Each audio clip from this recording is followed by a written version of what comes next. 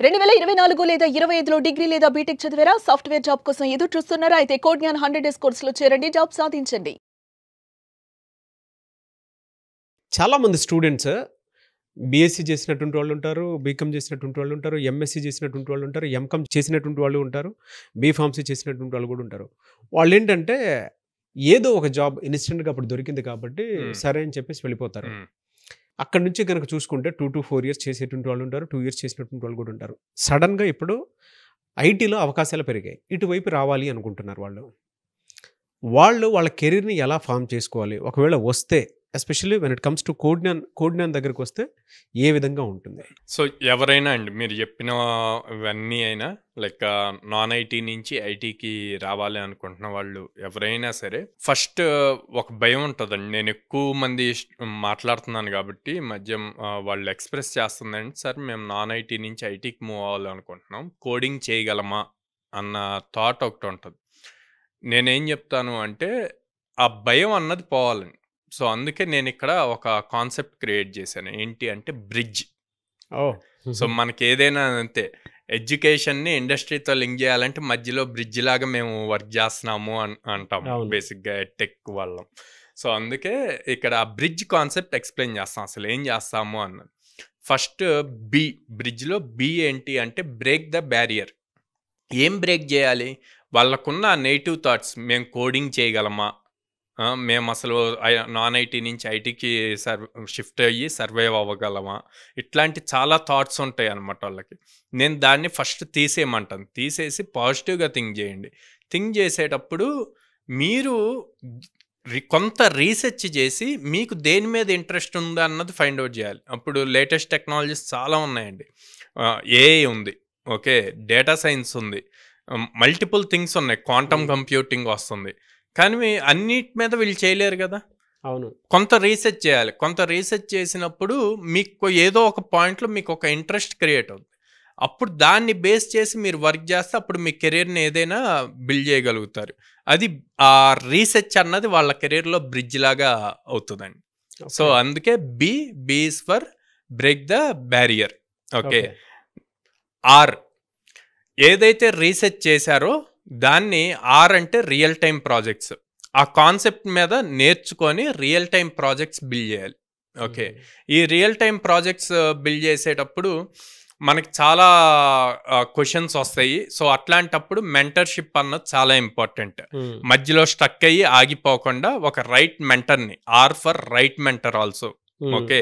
Real time projects, ఆ projects build చేస్తూ ఒక రైట్ మెంటర్ గైడెన్స్ తీసుకుంటూ ఆ ప్రాజెక్ట్స్ని బిల్డ్ చేయాలి. తర్వాత next industry specific internships. Okay. ఏంటి ఇండస్ట్రీ స్పెసిఫిక్ ఇంటర్న్షిప్స్?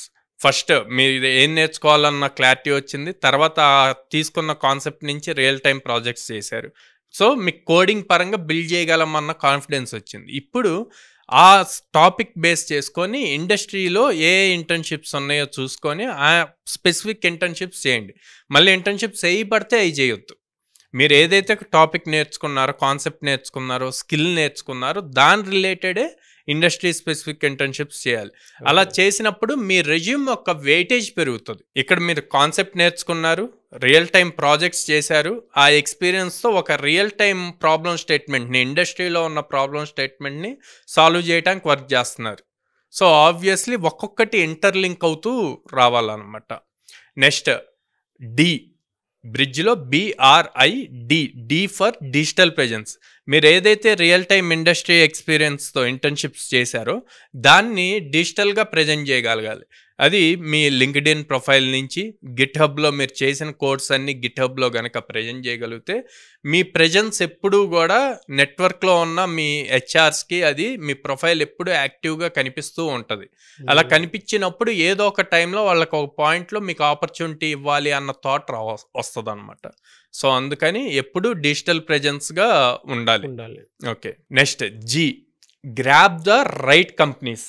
సో అందరూ టాప్ కంపెనీస్కి టార్గెట్ చేస్తూ ఉంటారండి, ఎంఎన్సీస్ కానీ ఫ్యాంగ్ కంపెనీస్ కానీ ఇట్లాగా. నేనేమంటా అంటే ఓకే, ఆ కంపెనీస్ ఎప్పుడైనా వెళ్ళాలి, అవి టాప్ కంపెనీస్. కానీ ఇప్పుడున్న మీ స్కిల్ సెట్కి ఏది రైట్ కంపెనీ, ఏ డొమైన్ మీకు రైట్, ఇండస్ట్రీ స్పెసిఫిక్గా ఏ కంపెనీస్ ఉన్నాయి, అవి స్టార్టప్స్ అయినా ఓకే, మిడ్ రేంజ్ కంపెనీస్ అయినా ఓకే, వాటిని చూజ్ చేసుకోండి. అవి గనక చూజ్ చేసుకుని మీ కెరీర్ని స్టార్ట్ చేసుకోగలిగితే ఐటీ సైడ్, తర్వాత ఆ టాప్ లెవెల్ కంపెనీస్ని గోల్గా పెట్టుకొని అచీవ్ చేయొచ్చు. Okay. Okay, next earn smartly. So బేసిక్గా కంపెనీస్ ఎప్పుడు ఏం చేస్తాయంటే కెరీర్ షిఫ్ట్ చేస్తున్నారు కాబట్టి తక్కువ ప్యాకేజెస్ ఇస్తారండి. లైక్ 3.6 to 5 LPA ఇస్తారనమాట.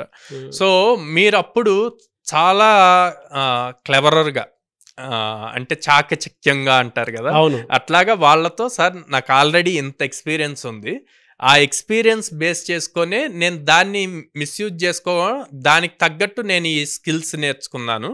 సో మీరు ఇప్పుడు ప్రజెంట్ ఓకే, మీరు ఇచ్చే ఆఫర్ నేను యాక్సెప్ట్ చేస్తాను, కానీ ఇప్పుడు నా వర్క్, నా స్కిల్ చూసి మీరు ఫర్దర్గా ఇంక్రిమెంట్స్ ఇవ్వండి అని చెప్పి మీరు రిక్వెస్ట్ చేయొచ్చు. సో ఇట్లాగా బ్రిడ్జ్ అనే కాన్సెప్ట్ గనక మీరు ఫాలో బ్రిడ్జ్ అనే కాన్సెప్ట్ని మీరు ఫాలో అయితే గనక, సో ఎలాంటి కెరియర్నైనా ప్రాపర్గా రీసెర్చ్ చేసి దాని మీద సబ్జెక్ట్ నేర్చుకొని రియల్ టైం ప్రాజెక్ట్స్ చేసి అక్కడి నుంచి రియల్ టైం ఇండస్ట్రీ ఎక్స్పీరియన్స్ తెచ్చుకొని దాన్ని మీరు డిజిటల్ ప్రెజెన్స్లో ఎప్పుడు కనిపిస్తూ అక్కడి నుంచి మీరు కంపెనీస్ని చూజ్ చేసుకొని సాఫ్ట్వేర్ రంగంలో అడుగుపెట్టొచ్చు. సాఫ్ట్వేర్ రంగంలో అడుగుపెట్టి ఎర్నింగ్ చేయొచ్చు అన్నమాట.